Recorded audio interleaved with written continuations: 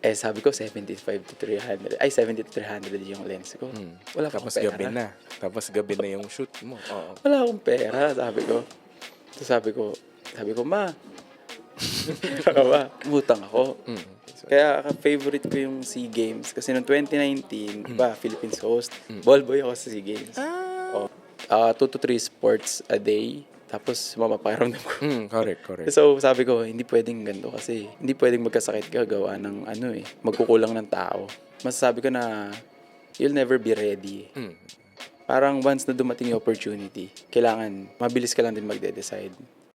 Access is presented by Upstream Sports TV.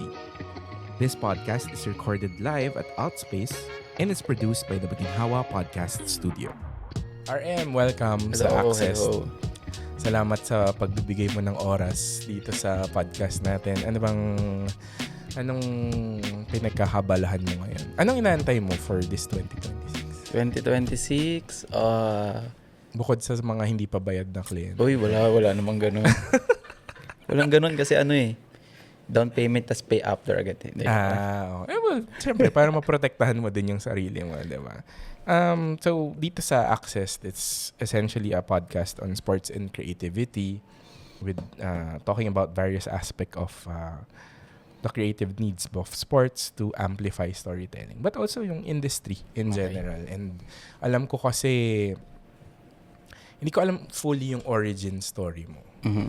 Pero bakit ka nag-canon? Hindi, At tinigil mo yung Sony? De, joke lang. Cut natin. Paisip ako dun, sabi ko, yun pala yung tatanong. Like, nag-set up pa tayo at lahat. Pero, baka pwede mo makwento ng konti. Alam ko paano nga ba tayo nag-meet una? Hindi ko na rin matandaan pero na-mention ni Ate Pam yung last time. Hindi ko sure if nung AFF. Mga football na. Football kasi na. Nadadamay ka na rin sa kanila. Diba? Baga, connection na lang after. Bakit ka nag-shoot ng sports? Pero I started, kasi ganito na lang. From start, I was a football player. Football player ako. From youth, buti ka Stallion. Pa. Talaga? Oo. Okay. So, Medyo nahalala ko na. Stallion Youth Academy player. So, parang it was 2019. I was training sa kanila for Team B, ganon. So, bata pa, 19 years old. Baba mo lang yung kamay mo. Kanina ka pa nagkakamay. So, 2019, football player pa. Youth player. 2019, pre-pandemic. Pre-pandemic. Tapos so, nakatingin ka sa Team A nun. Siyempre, may PFL na nung actually, during that kasi time. studying pa college. So, ang goal ko nun is, syempre, make it sa college ng school, Perpetual Binyan. And then, syempre may PFL na nun. Ongoing PFL season. Correct. Marang ano ba yun? Sabihin natin, October, November. So, sisimula ako so syempre team B ka, diba? So, kailangan ng mga ball boy. Okay. So, ball boy. Talaga? So, syempre team B, iba naman yung nilalaro. Parang trainings, iba din. Nagsistream na kasi ako during that time. Baka nagkasabay tayo sa Binyan. Pero syempre, hindi pa tayo magkakilala. Ball boy Doon lang naman kami sa babae. So, ball boy noon. And then, may photographer yung Stallion noon, si Art Enriquez. Si Art. Si Art. Saktong may, nung graduate ako ng high school to senior high, hindi. Ano pala? Senior high to college. Humingi akong gift sa mom ko. Camera. So, ano yun? Canon M50. Okay. Pang vlog. Oo. So pa Ako, wala pa naman ako alam sa cameras nun So, start ako, yun. And then, sakto nga, football, tas ball boy. Tas nakikita ko si Kuya Art. So, sabi ko, parang okay ito, mga ganon. So, ako, ball boy, syempre may bayad Di ba? Bayad. So, nag-save up ako. Bili ako lens. Bili ako lens na tigpa 5,000. 50. Baka 50 mm. Hindi, lang yun. 75 to 300. Mga ganun. Yung murang telecom. Oo. Ang saya ko na noon. Nakabili ako. Tapos sabay, testing ko agad. And then, from that point on, medyo na-engage na ako sa photography. Pero before that, wala talaga. Wala talaga. ML? Hindi rin. Ano lang talaga? Football, sports talaga. Talagang sobrang lock-in ko maging parang professional athlete kasi yun yung goal ko. Parang binibigyan ko pang goal yung sarili ko na at 21 or parang at 21, gusto ko parang tumikit sa league, mga ganun. Or at least compete at a high level sa Manila kasi from Laguna eh. So, yun. And then, nag-pandemic. So, actually, nung pumasok mo na yung 2020, so, training, varsity, sa college team sa South, sa Binyan. And then, yun, sabi ko, condition ko yung sarili ko. So, nag-enjoy ako. Tapos parang feel ko may chance. Kasi parang prime eh, fit ka, well fit ka. Kaso nag-pandemic. Then nung nag-pandemic, doon na nagbago lahat. So, hindi ka ba graduate na? Hindi pa. Hindi ba graduate? So, nag-pandemic, wala nang tanggal lahat eh. Walang lahat ng football. buhay. Walang football, walang contact sports. Unless na professional, eh syempre Correct. ako college lang. So, nung let's say, ito 2022, medyo nakakabangon na. Meron na ring PFL, di ba? Si Stallion, nag-reach out din. Parang, kung pwede, parang shoot lang. Kasi di ko sure si Kuya Art ata, Baka hindi siya umalis na. available. Umalis na rin ata. Nun. So ako, sige, oo lang na oo kasi it's an opportunity eh. Kasi sabi ko, as much, kahit paano, related pa rin ako dun sa love na sports ko, Yeah. which is football. So ako, sige, game. So, may pulso ka pala talaga for football. O, Kasi alam mo, naiintindihan mo yung nangyayari. actually, yun din talaga yung dream ko eh. Diba? So sabi ko din na, so 2022, so parang ano pa lang din nun. Start of 2022, medyo ano pa rin ako nun eh. 21 years old. So sabi ko, sige, go ko to. Kasi andun pa yung love mo sa sports. Sabi ko, baka may asim pa na hanggang 24, pwede pa ako mag- Kasi, syempre, may peak season talaga. Okay, na-adjust ko na yung goal ko na baka pwede pa ako maglaro ulit. Kaso, ayun, hindi na pinagpalad. And then, na-shift na sa photography. So, yung range nan, parang, around April, nag-start ako dun sa Stallion Shoot 2022. Oo. So, PFL season yun, parang end of, patapos na rin yung season nun. Ano na to? Tapos na yung 2 bubble season. Tapos na yung mga bubble. Full season na to, di ba? Kasi medyo hindi na rin naka-mask lahat eh. Sa ano to, di ba? Sa Carmona. Carmona. And then, ayun. So, syempre, puro football photos lang yung mga kuha ko. Sabi ko, tapos parang one night, sabi ko sa sarili ko, try ko kaya mag-reach out sa mga ibang organizations, teams. So, ginawa ko. Hindi pa ako marunong mag-email. Proper email, professional email. Sabi ko, email ko tong mga teams, basketball teams, football teams, kahit nga yung mga YouTube na, Mabis Phenomena, kahit sino, basta napapanood ko nung mga pandemic. Email ko, baka naghahanap silang photo, ganyan. Email ako, send ako lahat. Then, parang ang dami kong in-email, mga 20. Sino sumagot? Si PFF. Sa PFF. Si PFF. So, Si Media at PFF ba to? sila Iko. Si Sila Iko, Boss si Iko. Iko. So, sumagot. Sabi ko, sila yung kaisa-isang sumagot na patingin ng portfolio mo.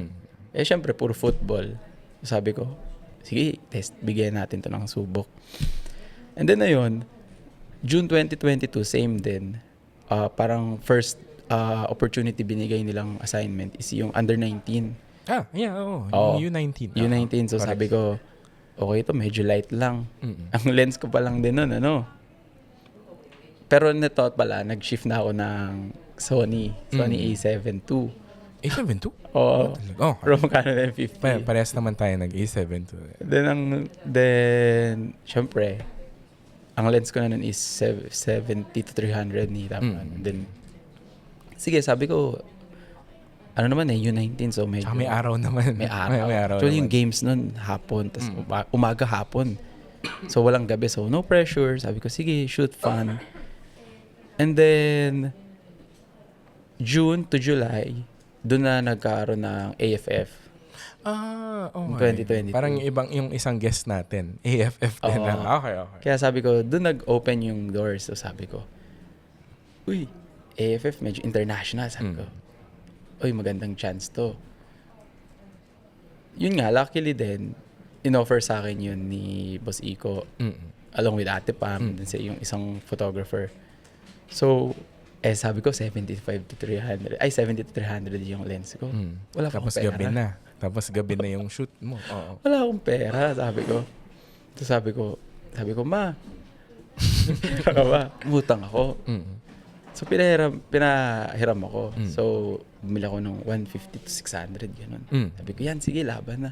So sabi ko, kahit gabi, sige, okay lang. Kahit malayo, okay. Yung mga photos, kaya, sige, okay lang. And then, yun yung parang isang mga eye-opener sa akin. Kasi, ayun pala yung pinaka eye-opener sa akin is yung nag-shoot ako ng finals ng AFF. Kasi doon ko na-meet yung mga ibang media. Doon mo lumaki yung... Oo, kasi sa Rizal na yung finals eh. Sabi niya na ako located noon. Doon lumaki yung world ko na, ganito pala yung mga sa dito sa Manila or parang mga experience na kasama mo.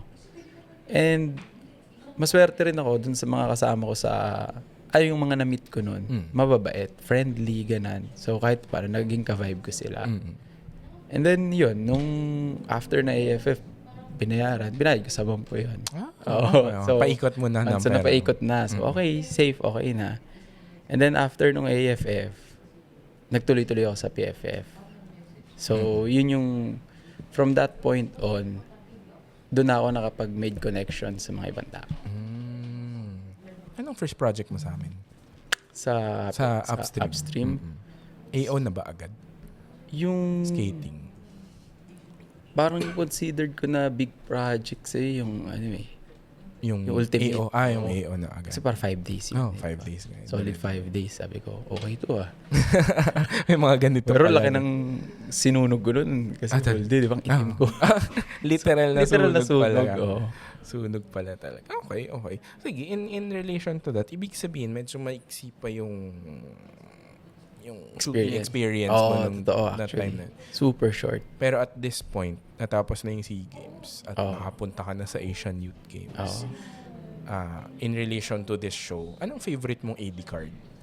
Yun nga, na-mention mo, favorite AD card ko is Yung AD card na may big memory for you. Top SEA Games. First SEA Games mo din? First SEA Games. First SEA Games. Kaya favorite ko yung SEA Games kasi noong 2019, Philippines host, ball boy ako sa SEA Games.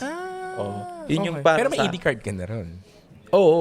Hindi ko alam kung wala or yung AD uniform card lang yan. Wala atang AD card yung ball boy. Ang uniform namin noon, white t-shirt tas black shorts. Talaga? So, hindi ka, first time mo mag-SEA Games nung time na yun, tapos ball boy? Ball boy ako kasi nga, Binyan. Ball boy ako sa Binyan. Kasi diba, Stallion ang location nila, Binyan. So, kaya doon ako ball boy. And then going back doon sa full circle moment. Oo, full circle moment. Kaya, yung goal ko nung 2025 talaga is makapag-SEA Games, makapag-cover ng SEA Games. Kasi, para sa akin, yun yung big goal ko kasi I started as a ball boy. Like, yung mga nakasama ko nga sa SEA Games, nag-work na pala sila nung 2019. Kaya sabi Ikaw ko. pa yung bagets. Kaya sabi ko, ibang experience talaga, tsaka masaya para sa akin. May ano tawag doon, kahit papaano may big part sa sarili ko na ball boy to official photographer na iba lang, POC. Kaya sabi ko, iba yung pakiramdam. Iba yung fulfillment para sa akin. Anong favorite mong moment sa SEA Games? So far, At least dun sa coverage. Sa coverage. So, ang actually... Or ano yung favorite photo mo? Mahirap. Walang isang photo lang. Wala actually. Kasi para sa akin, in general, yung coverage, yun yung favorite ko. Pero ang favorite, siguro moment ko nung SEA Games, siguro yung closing. Yung closing lang. Kasi kahit pagod na, ganun, kailangan pa mag-closing. So sabi ko, yun lang yung parang nagpa-sink in sa akin na I made it, na parang natapos ko. Ilang days? Parang, 9 to 20. Pero, parang 2 weeks. Pero may break yun. Walang break yun, di ba? So, dumating kami 7, tapos, kasi may mga ongoing events na before yung opening. So dumating kami 7, 8 nag-shoot na kami. Kahit wala pang ID. Sa mga venues, sa mga games na may available. So from that point on, tuloy-tuloy na hanggang closing na 20. 21 uwi na. So walang break. Walang break talaga. Hindi break yung mga pagsakay mo ng habal-habal Hindi. from one city to another. Well, actually, parang technically break mo. Sakay ka, upo ka, tapos sabay pagbaba mo, game na ulit. Game na ulit. Mga ganun. Nakakailang sports ka? Ano yung maximum number of sports coverage mo in Yung one day? one day? Sa Thailand? Sa Thailand, ang maximum sports ko is tatlo. Tatlo. Okay. Oo, parang started sa malayong venue. From tennis, baba ako ng ice hockey. Literal baba kasi baba ng Thailand. Thailand, yan, kasi mataas. From top, tapos North tennis. Thailand. Tapos, Tennis, then ice hockey, tapos swimming, mga ganun. Kasi ang lalayo talaga ng venues eh. So, yun yung max. Pero for a while ko lang din naman ginawa. Hindi araw-araw. Hindi araw-araw. Hindi Kasi araw-araw. hindi doable eh. Parang nagawa ko yun 2 to 3 sports a day. Tapos mapapakiramdam ko. Correct. So sabi ko, hindi pwedeng ganito kasi hindi pwedeng magkasakit ka gawa ng magkukulang ng tao. So parang kinut off ko na 1 to 2 sports or max 2 pero magkakalapit na yung venues. Ikaw may choice nun, kumbaga. Na, as media person. Kasi team kami ng 5. So 4 kami sa Bangkok, isa sa Chonburi. So, every night, nagpa-plan kami ng team na dito ka, ganun. So, nagkakaroon kami ng planning din every night kung sinong assign sa mga sports na to. Alam ko naman na ikaw ay isang football player dati. Pero tingin mo, paano ka naging ready for your SEA Games moment? Kasi, medyo tumalon kasi yung kwentuhan natin, di ba? Galing kang AO, syempre nag-shoot din tayo ng ibang sports sa upstream. Tapos SEA Games na. Sasabihin ko na rin dito sa recording na, proud ako nung nag-start ka mag-one sports, di ba? Paano ka dumating dun? Paano mo na-realize na, pwede pala ako mag-one sports? For sure, it's an opportunity din. Actually, para sa akin, masasabi ko na you'll never be ready. Parang once na dumating yung opportunity, kailangan mabilis ka lang din magde-decide.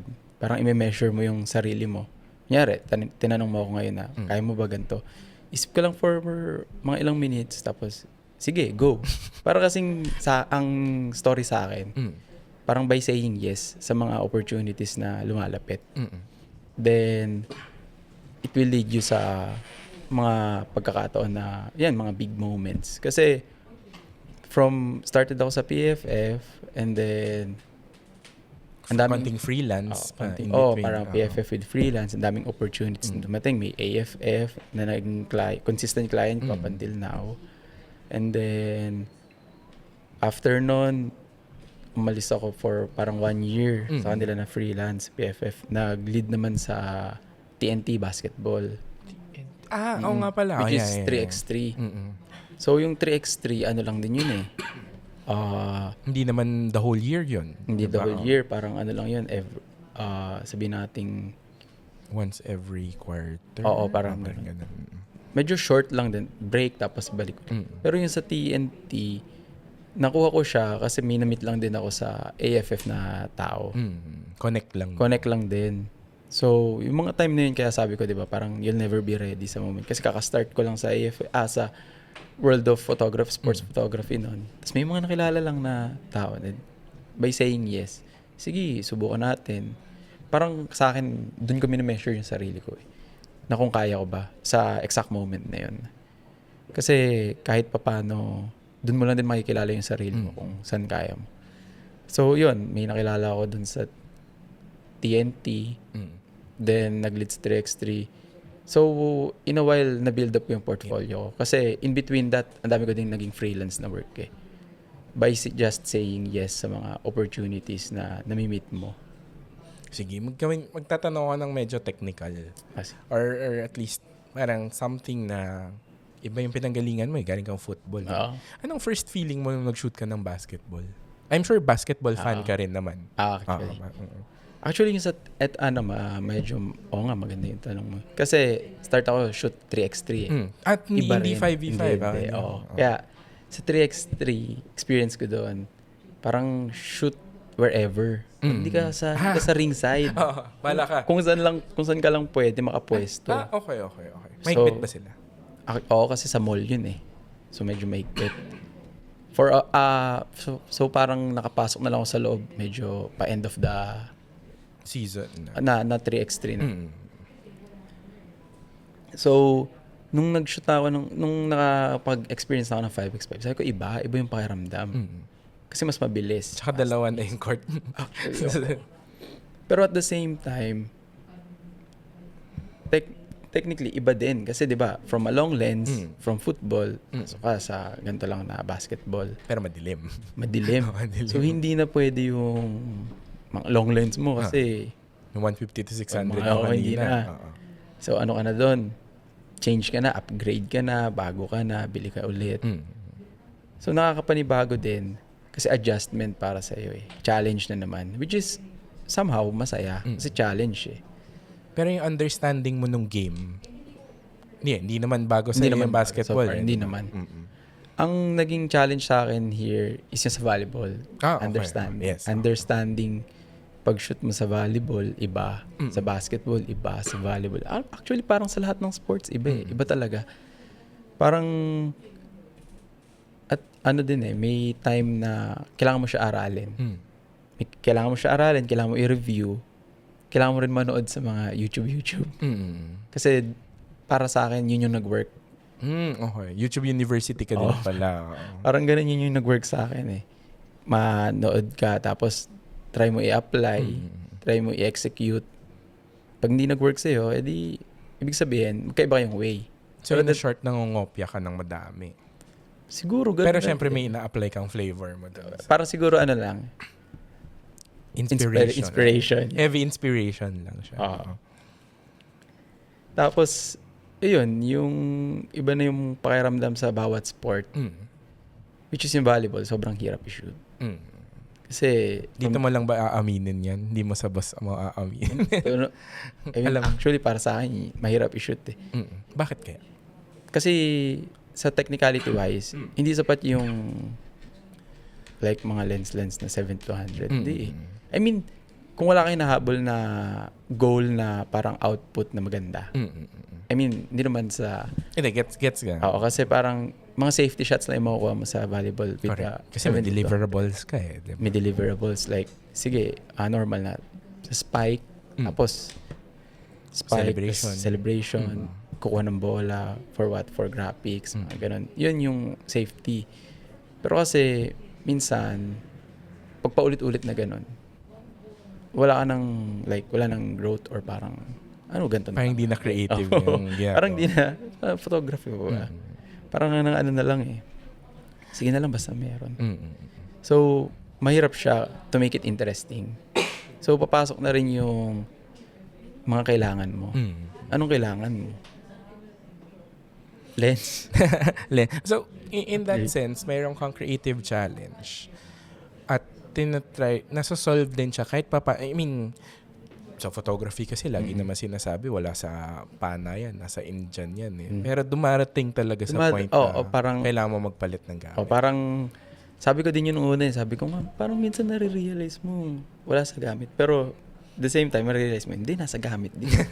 kasi ako, ang way ko para maging ma-inspire ako, para maging interesting lagi yung coverages ko, is to find something interesting. Parang, ano bang pwedeng bago ngayon? Kasi, di ba, pagka nagko-cover ka like basketball, paulit-ulit football, volleyball, at some point, maumay ka eh. Correct. So, sa akin, pag nagko-cover lagi, tinitingnan ko na, ano bang pwedeng bagong gawin? Na parang, anong pwedeng kuhanan na kakaiba? So, doon na papasok yung, like, yun nga, sabi ko sa volleyball, kailangan na ng mga long lens, ganun. Para, saan? Makapwesto ka sa ibang pwesto, maka-deliver ka sa viewers ng ibang image. So, doon na pumapasok yung challenge din. Which is, at some point, fun. Kasi, once na makakuha ka ng ibang output, maganda bago sa panlasa. Bago sa panlasa. Bago sa mata ng tao na, wow, ganun. May ganun pala. Kaya pala ng ganun. I think naalala ko, kakanood ng mga IG stories nyo, I think VNL yata ito, di ba? Yung mga ganitong opportunity for you, di ba? Maybe you can... Actually, yung VNL yung first na parang international na parang big event. Kasi big international players, big names, top names. National team. Sikat talaga eh. So, that time, wala akong lens noon na ganun kahaba. So, ano ka nun? Sony? Sony. Okay. Gets naman. So, gets. ano ako? Parang wala pang 400 nung time na yun. Hindi, wala pang 300. Wala pa yung 300 na. Pero na-announce, na-release na ba yung 400 tsaka yung 600 during that time? Oh, hindi. Yung VNL, ano lang eh. Kano ba yung VNL? 2024 Hindi ko maalala ata mga yung lenses. VNL. Okay. Pero wala namang, hindi naman afford yung correct. Basta Bukod doon, walang marirentahan din wala. kasi. So, pero nag-reach out ako kay Tamron. Asa ko yung kung anong pwedeng long lens. Sabi ko kahit ano kaya meron nila. So, pahiram naman sila ng 50 to 400. So, 6.3 yun. Luckily, sa MOA yung venue. Maliwanag. Sabi ko, sige, laban na to. Just to deliver it. So far, ayun. Yun yung mga pagkakataon na thankful ka. Kasi may nagpahiram. Tapos Just in time lang mga din, just in time. Pero at the same time, does not apply it sa lahat ng pagkakataon. Kasi paano pagka... Wala talaga. So may mga time na ganun may ipit ka. Pero yung experience ko na yun, medyo malaking ano din. Kasi kaka-start ko lang din kaka-start ko lang din sa One Sports. Okay. Kasi so, nag-PVL ka na nun. Siyempre, yun yung usual rotation PVL. naman ng One Sports, diba? PVL, PBA, UAAP. Yes. So, kasi I started sa One Sports 2024, February. Then yung VNL, if I'm not mistaken, June. June nga. And then, so ako, syempre, wala nang freelance. Hindi ka na freelance eh. In-house ka na eh. In-house na. So, may sahod na. Regular na yung sahod. Yeah, regular ni sahod. Kumbaga, may na-expect ka na for this amount. So, sabi ko, nung nag-start sa One Sports, okay na yun siguro mga gamit ko. Yung the usual, 2470, 7200. Trinity. Trinity. Okay na yun. And then may opportunity ganun dumating. Dumaan yung VNL. Medyo panira ng budget. Hindi lang isang beses, di ba? Dalawang beses. And then, pero yung pangalawang VNL na yun experience. So, nung dumating yun, ayun nga. So, luckily, nakahiram, di ba? Then, sabi ko, nung after nung experience ko sa VNL, sabi ko, parang, kung saseryosohin ko yung mga gantong events, hindi sapat yung mga gamit mo na ganto-ganto lang. Parang you have to, parang kailangan mo pang i-expand yung mga gamit mo or kailangan. Hindi, gusto mo lang gumastos eh. Well, some parang point iba naman.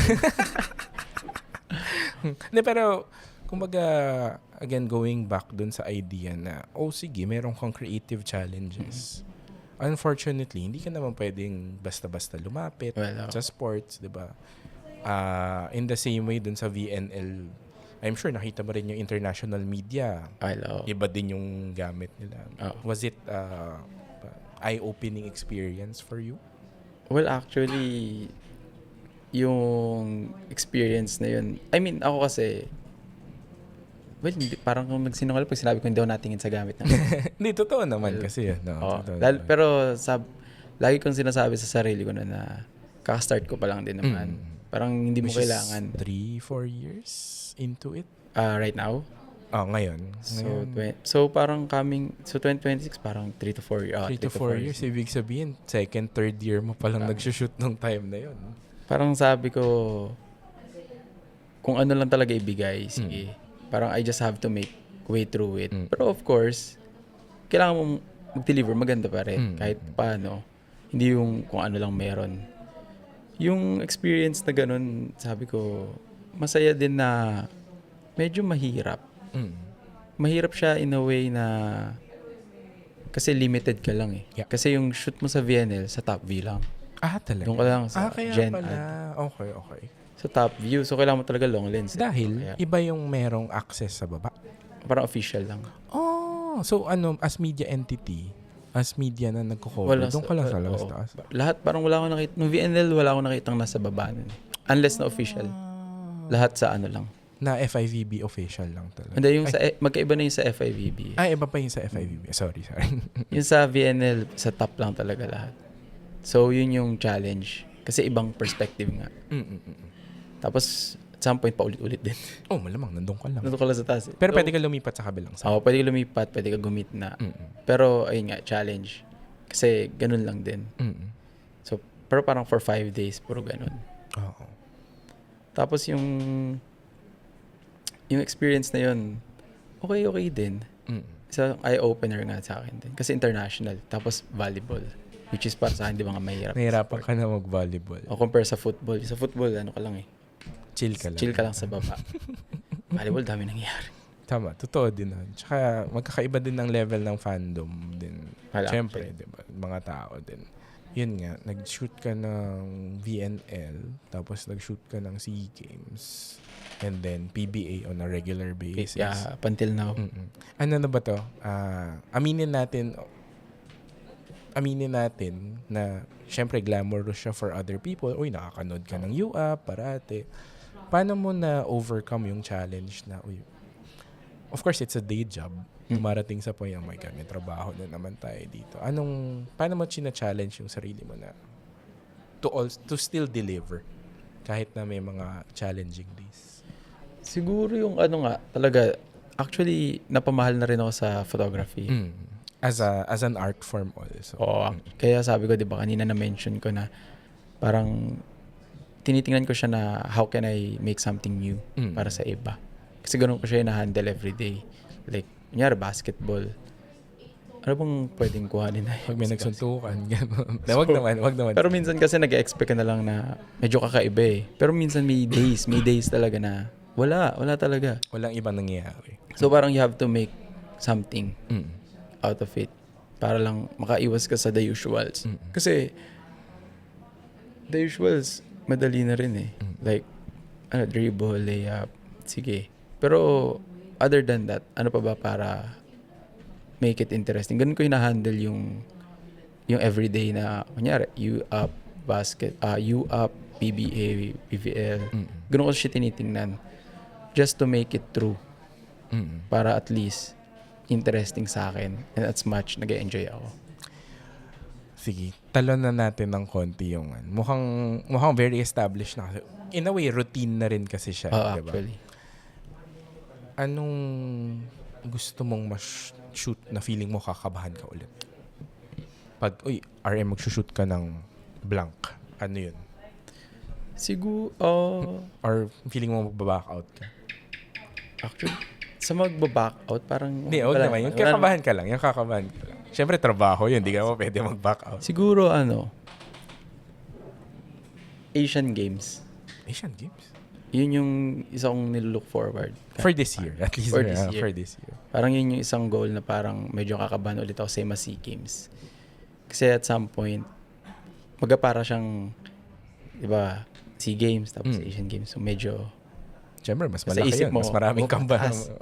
So, kumbaga parang nag-aano ko eh. Parang kala mo naghahagdan ako na pataas up to biggest event ng sports world. So, siguro yung Asian Games na idea. Kasi ibang environment. Tsaka walang Grab sa Japan. Isa pa yun. Hindi pa ako nakakapunta doon. Ay, walang punta ng Japan. Okay. Kaya sabi ko, siguro yung mga ganun, parang kunyari, SEA Games, full circle moment. Parang, wow, andito. Siguro sa Asian Games naman, isang stepping stone. But hopefully, pero not really expecting, just hopefully. Kasi yung SEA Games, hindi ko naman din talaga in-expect eh. Kumbaga, wini-wish ko lang, manifest mo lang. But this time, ganun lang din. Kung ano lang ibigay. Kahit na day job mo na siya, hindi mo siya i-expect. In a way. Oo, kasi mahirap din like, di ba kasi ilan lang din yung mga kinukuha eh. So, talagang blessing. Tsaka thankful kapag pinili ka. Yung ganun. Kung ganun, anong masasabi mo or parang anong tip I guess that's a reality that we have to face in the same way na yung sports. Halimbawa, sa football, meron lang 11 or 10 kasi may goalkeeper ka pa. Oo. Meron lang talagang 10 na pipiliin para maglaro, and then syempre may mga substitutes. In the same way ba, may mga na-apply ka na lessons being an athlete by being a sports photographer also na limited pala yung opportunities pag ganito, or lalo na sa UAP ngayon, I think limited na lang din yung space, di ba, para sa mga official photographer, di ba? Siguro yung by staying ready lang din. Pati by just saying yes. Kasi actually, ito kwento ko lang din. Before SEA Games, nag-Asian Youth Games ako. Yes. Sa Sa Bahrain. Bahrain. Yung Asian Youth Games, kaya ako yung nakapag-shoot nun. Kasi maraming nag-know. Parang maraming tao dinaanan bago ako. So, isang photographer ka lang doon? Isa lang. Solo ka lang Solo doon? lang. So, ang daming nag-know. Tapos, nung sa akin dumating, sabi ko, sige, game agad. Kasi una nga, syempre parang fresh pa lang naman na photographer. So, sabi ko, international. Under 5 years is fresh sa sports photography. Kaya sabi ko, sige, game, yes. So, yun nga, staying ready, tapos by saying yes. Kaya, yun lang yung masasabi ko lagi na, sometimes by just saying yes can lead you to different opportunities. Mukhang ito din yung sasabihin mo sa mga aspiring sports photographers. Well, of course, parang ganun na nga. Kasi, siguro kung may sabihin ako sa nila yun nga, by saying yes, tsaka yung hunger mo to learn. Kasi, ang daming magagaling sa Totoo world of yan. sports. Parang at this, may-age na naman ako, pero parang ngayon, ang daming gustong nasa industry na to. Sobrang dami, which is somehow fun. Fun siya kasi na, ang dami. Pero ang dami ring magagaling, kaya ang hirap din makabasag. Kaya, di ba, willing to learn ka, tsaka staying inspired, kasi ang dami ngang magagaling. So, ang dami mong pwedeng pagkuha ng ideas para i-look forward na, parang one day gusto ko rin maging ganito. Parang one day gusto ko rin makuha yung gantong shot. So, stay ready ka lang din palagi. And dyan, kasi dadating at dadating. Meron ka bang, medyo curveball yung question na to, pero meron ka bang isang aspect ng ginagawa mo na parang gusto mong magbago or mag-improve dito? Aside from pay, of course. Parang situation or may nakita ka ba sa international coverage mo na, baka pwede rin siyang gawin dito sa So mga nakuha ko from international. Mga experience lang na yung sports photography mismo as an industry, not necessarily yung the way they do things in other countries. Parang sana may ganito dito. Siguro yung siguro kung meron akong ganun, sana may pagka-priority din sila sa mga photographers or journalists, photojournalists. Kasi parang nung sa coverage ko nung Asian Youth Games, International sa Thailand SEA Games, meron talaga silang designated photographers area. Like, walang ibang pwede dyan. Hindi photographer lang. Kasi ito nga, sa ID, may numbers yan diba? May numbers, tsaka may EP. Sige, pakita na. Send mo na lang sa akin. Makikita nyo sa screen yung Kasi sa EP, yun yung sabi sa ni Kuya Jerome, sa mga nilulook up kong photographers. Mahirap pag mag-shoot ka sa international tapos hindi EP yung... Ano ibig sabihin? Parang siya lagot ka, nakalimutan mo kung ano ibig sabihin ng EP. Ano tawag doon? Basta yun important yung mark na yan. Na EP. Kasi yun yung nakakapag-dictate na pag pinakita mo, photographer ka, pwede ka sa ganitong areas. Kasi once na hindi ganun yung nasa ID mo, hindi ka pwede sa photo areas. So, yun yung isang importante. Ang kaya sabi ko na kanina na sana may pag-priority sa mga photographers. Kasi, di ba, syempre, documenting ka din naman Like, sa nangyayari. Kasi, sa experience ko doon, may mga positions talaga. Kasi, ang nangyayari kasi sa atin dito. Parang, shoot kung saan pwede shoot. Correct. Well, we have to admit we have smaller venues din relative sa ibang bansa, sa ibang lugar, di ba? So, kumbaga, better working condition. Better working condition, pati like, priority din na dito lang, photos lang dito, gano'n. Kasi it also affects your work. Well, actually. Especially kapag venues, both MOA and Araneta, pag naubos yung pwesto dun sa courtside, wala na. Iba Saan na ka ulit na yung mag-shoot? angle mo, diba? Diba? Kasi parang, na-experience ko sa most coverages here dito. Pag wala na yung like photo position mo, shoot ka na lang kung saan. Parang as much kailangan. Tapos magiging creative ka lalo. O kailangan mo na maging, wala ka na ma-deliver. Like parang, kailangan, meron pa din kahit nasa gantong, like, toughest position ka na. Sige, ganun. Pero admittedly kasi, may disadvantage di ba? Kapag nasa hindi ka optimized na position. Totoo. Mentally, meron. Sisirain nun yung mental, mo na. Parang na-box out ka sa pwesto mo. Parang, naagawan ako dun. Pero yun nga, yun yung challenge din. Pero yun din yung sana na may priority. Kasi sa ibang bansa, kailangan you have to be early. Parang, ka ba? 2 to 3 hours early para ganun ka aga. yung sa experience ko sa SEA Games, mostly kasi sinut ko athletics. So, may limited na lang nabibigay sila na bib. Aside from your AD card. Kasi dun sa athletics, may green bib. Yung green bib, 12 lang binibigay. Yung green bib, may kapangyarihan na makapag-shoot ka sa loob ng stadium. Field of play. Field of play na. So, athletics athletics So, makakaikot ka ng field, track, gano'n. So, pag wala kang gano'n, dun ka lang sa isang pwesto. So kunwari, athletics, pati ba yung mga high jump doon din? Oo.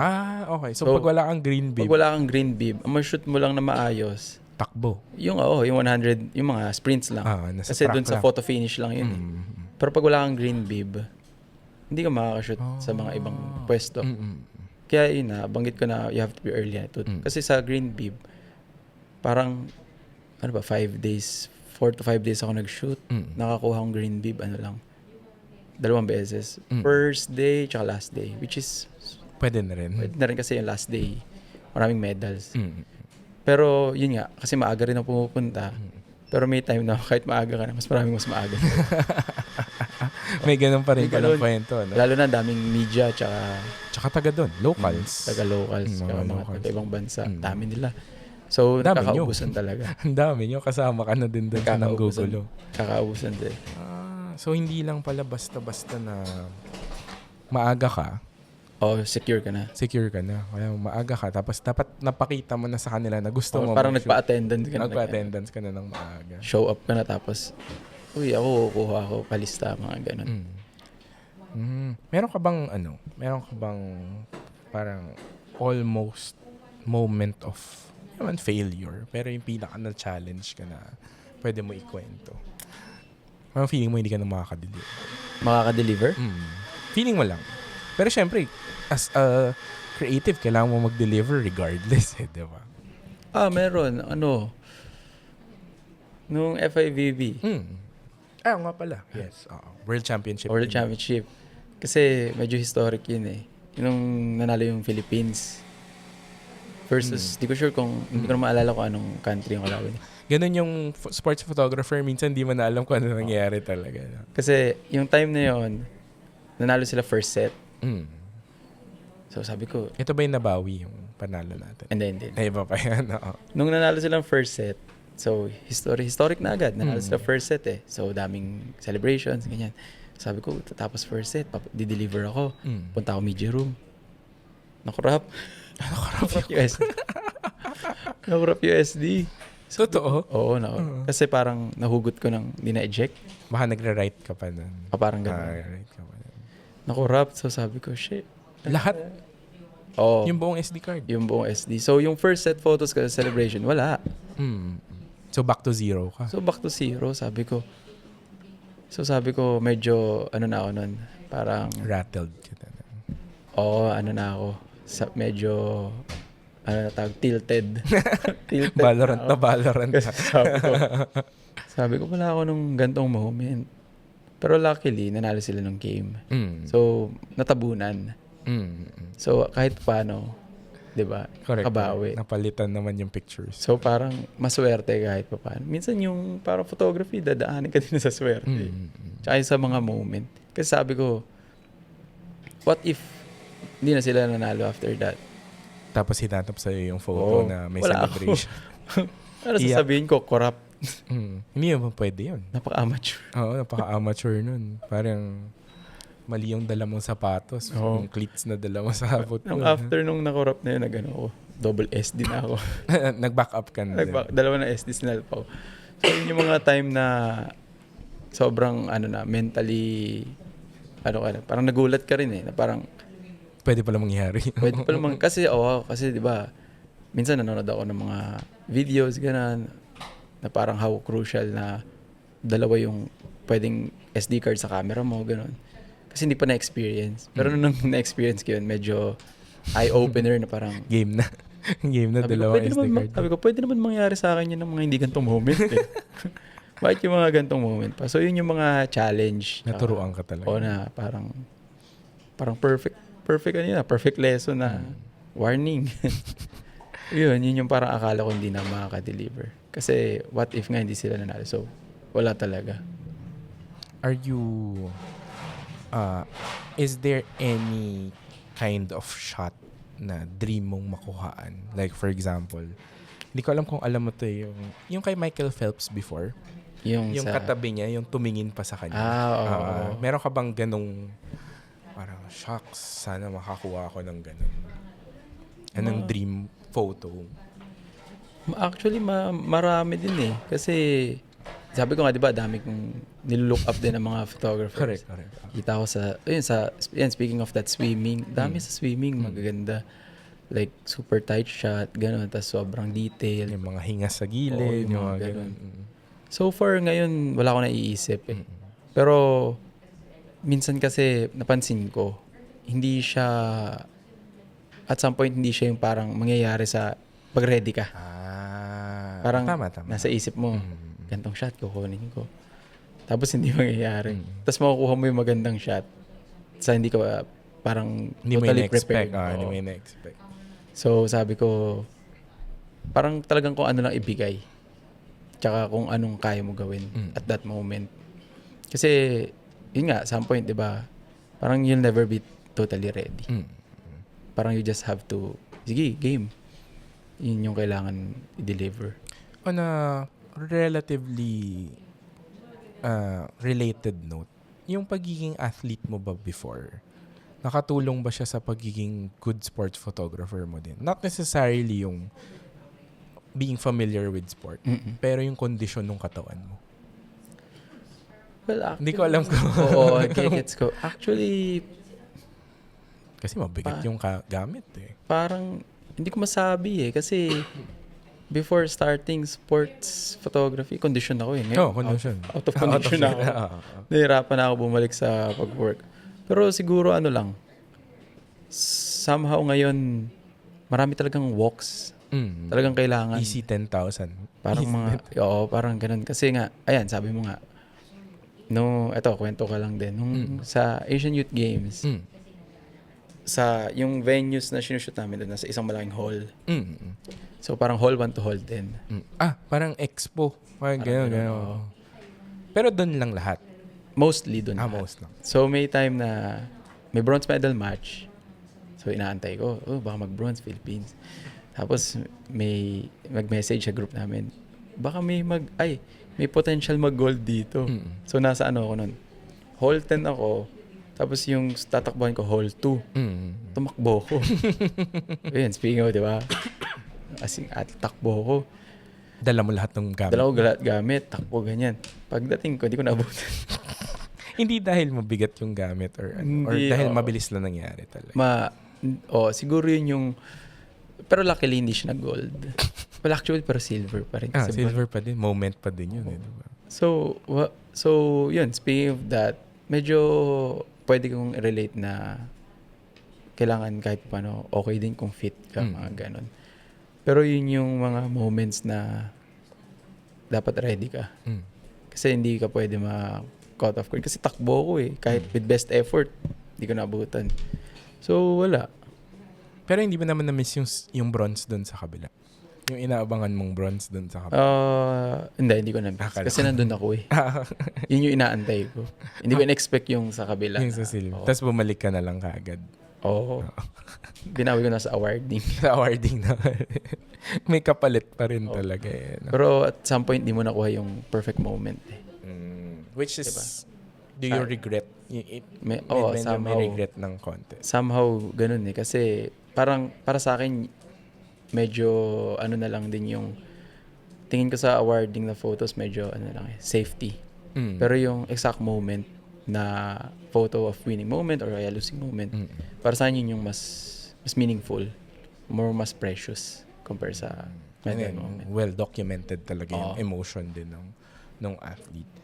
Actually, nalimutan ko tanongin kanina. Fan ka ba ng kahit anong liga? Like, kunwari ikaw, do you still consume sports as a fan? Or banlaw na lang? Hindi, actually, fan pa rin ako ng lahat. Kasi nga, coming from an athlete, di ba? Parang athlete life ako nung teenager.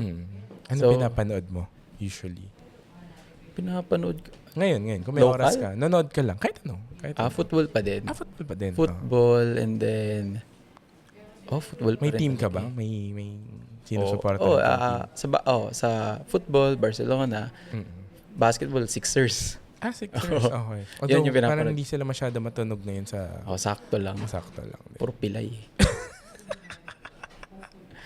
Yun andun pa rin yung fan kasi parang every after game nila pinapanood ko yung highlights. Well, actually, may mga time din na sa mga kino-cover kong sports, pinapanood ko yung highlight. Kasi hindi ko naiintindihan yung like parang mga moments na celebrate. Like, sige, ayan, photo. Pero di ko na ma-recall. Parang, ano ba nangyari? Exact. Tsaka may replay kasi. May replay sa highlights eh. Pwede ko ibalik. Tsaka may ibang angulo din, di ba? So, parang at some point, pa rin ako. Fan pa rin talaga ako ng sports. Siguro, isa din yun na factor na kaya ka bumabangon para mag-work. Bukod sa kape. Bukod sa kape. Tsaka sa pay. Sa pay. I mean, hindi naman natin mapagkakaila yun. Kasi syempre, kailangan talaga, bukod sa gusto natin bumili ng gamit, mag-upgrade, talagang may need din tayo. Every day. May needs tayo on a daily basis. Pero gusto rin naman natin maging practical lang sa ginagawa natin. Totoo. Diba? Sige. Actually, medyo nasagot mo na to, pero lagay ko siya sa context na ganito. Kung meron ka mang sasabihin na tip, kunwari may katabi ka sa UAP or sa PBL kasi dapat professional lang, di ba? May katabi ka sa UAP ng medyo mga bata-bata. Tapos may i-remind ka kung gusto nilang mag-progress sa career. Kasi makikita mo talaga sa UAP, excited talaga sila. Lahat, Anong bibigay mong tip sa kanila? Siguro kung gusto talaga nila na parang professionally to do it, like parang after nila mag-school.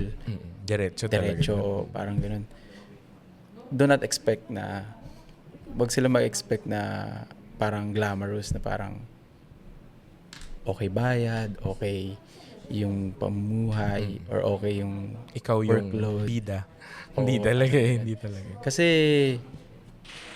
parang ang dami mong kailangan akyatin bago at some point. Tsaka para sa akin, kailangan tiyaga talaga. Tiyaga, tsaka parang, dito ko nasasabi yung buhay nadadaan din sa swerte. Kasi hindi naman lahat ng moment may picture. Kasi parang may experience mo talaga yung mga worst part. Minsan, at some point, mapapatanong ka na parang, worth it pa ba to? Kasi nga, dito sa Philippines, di naman parang talaga yung sports, glamorous na sports. O kaya, yung industry ng sports photographer. Hindi naman parang, siguro hindi ka naman iaahon nun sa kung mapapayaman. Parang ganun. Kaya parang dapat matyaga ka talaga. Tsaka ready ka lang. Kasi bago naman din ako dumating sa point na, I'm not saying na naabot mo na naabot siya. Ko na. Pero right now with working with One Sports is kasi sa privilege na andito ako sa industry. Tapos with them. So, kumbaga ready ka lang din lagi. Tsaka tyaga. Kasi dami nga talagang pagkakataon na susubukan kay. Kasi at some point kahit ako, tanong ko na parang, mapapaisip ka na, minsan, nung freelance days mo, kaya pa ba? Mga ganun. Siyempre, patanong ko. Okay, di ba, lalo na kung sa UAP, fresh grad ka, ang laking risk. Laking risk. So, siguro nga, tsaka lagyan mo ding limit yung sarili mo. Maganda rin kahit paano i-measure mo. Tsaka, ready lang sa competition. Kasi, ang dami talaga na uprising eh. Tsaka ano din pala, parang, para sa akin, hindi naman din dapat, parang share your knowledge kahit pa paano. Hindi dapat madamot. Oo, actually. Kasi, Baka man pinagdaanan ka dati. hindi Joke naman. lang. Pero kasi, sabi ko yung mga nilulook up ko na dito, nakakwentuhan ko naman din sila eh. So, hindi naman din sila madamot actually. Kaya, kung ano lang din yung naipapasa, maganda rin, ipasa din. Kasi, Saka kailangan marunong ka makisama din. well, actually, isa din yan. Kasi parang, ayan, tulad ko nga, na parang, ba't ako nandito? Kasi connections, meeting with people. Parang, having the right attitude sa every moment. Parang, alam mo yung maging mabait ka lang lagi. Tsaka huwag ka mainggit. Kasi, at some point, babalik sa'yo. Tsaka, kung para sa'yo, para sa'yo. Ganun. Speaking of ng kumpara sa'yo, para sa'yo, baka pwede kang mag-share ng feelings mo nung na-nominate yung photos mo for, sorry, hindi ko nakuha. Ano yun specifically? Sa World Sports Photography Awards. World Sports Photography Well, Award. actually, yun eh. Sabi ko, kasi last year, nagpasa na rin ako doon, 2024. So hindi first time. So, hindi first time. Sabi ko kasi, pag nakakita ko ng mga ganong opportunity, sige, pasa ka lang. Pasa ka lang. Wala namang mawawala sa'yo eh. Wala namang bayad mag-submit. Wala namang bayad eh. Like, parang, iba yun, opportunity. Pasok, sige. Kung ano pwede, pasok. Wala naman. Nung nakita ko yun, yung email, kasi email na nakalagay, yo, wow, you're finally, sabi ko. Oh, wow, masaya. Actually, masaya kasi para sa akin, more than enough na yun. Na-validate. May validation na rin. Actually, medyo ganun din. Kasi sabi ko, parang elaborate pa dun, ang daming images. So, the fact na parang, notice ka nila na kahit sabihin mong, hindi ka naman nanalo eh. Nag-awarding na ba yan? Sa 16. Okay. This January. Okay. As of this recording, as the time of the recording, hindi pa nag-awarding. Okay. So, sabi ko, masaya na. Masarap na rin sa pakiramdam na you can be proud of something na parang on a global stage na parang, makikita mo pag nag-scroll up ka na, sa finalist. Pwede na yan. Diba? Parang masabi na Achieve na. achieve. Kasi kahit pa paano, nakabasag ka eh. Parang sa mga tawag doon, sa maraming pagkakataon, napindot ka doon na, swerte eh. Finalist. Finalist. Check. Masarap na sa pakiramdam. Kasi, sige, sabihin natin, nagpapasa dyan, hopefully to win or to be something. Pero, to be part of it lang, okay na. Parang it's a win na. And I guess, hindi pala I guess, very big key takeaway is, just show up and then don't expect. Pero syempre, deliver ka pa din dun sa kailangan mo mag-deliver. Sa job, deliver the usuals, pero tapos, deliver the needs, then parang create something you want. Para sa'yo. Pero don't expect na parang you can make something na... Kasi kahit ako, aminin ko naman eh, pag nag-shoot ako, deliver ko yung needs kasi yun yung priority. Yung requirement. Yun yung requirements. And then, pag deliver mo na, go create something, pero don't expect na you can create something na you want. Kasi yan din yung natutunan ko along the way na pag nagkaka-clients, pag freelance work clients, hindi importante yung gusto mo eh. Dapat yung gusto nila. Kasi pero meron ding para sa'yo. Meron ding para sa'yo, pero hindi ikaw yung priority. Sila yung priority mo. Tas, parang sila muna bago ikaw. So, yun yung natututunan ko along the way. When yun nga, deliver first what they need, tapos it comes after yung sa'yo. Ayan. So, marami nang naging kwento si RM dito sa podcast natin. Thank you. And hopefully dun sa mga susunod na AD card mo ay makabalik ka dito tapos makapagkwento ka pa na mas marami. Diba? Yun lang. Maraming salamat, RM. Thank you. Thank See you. you on the other episode. podcast. Thank you. Access is presented by Upstream Sports TV. This podcast is recorded live at Outspace and is produced by the Baginhawa Podcast Studio. Make sure to access wherever you get your podcasts from. Special thanks to Surge Coffee for our drinks. Thank you for listening to this episode. Leave us a question in the comments if you have any, and we'll try to answer them in the next episodes, or highlight your key learnings from our conversations. Catch you again on the next episode of Accessed.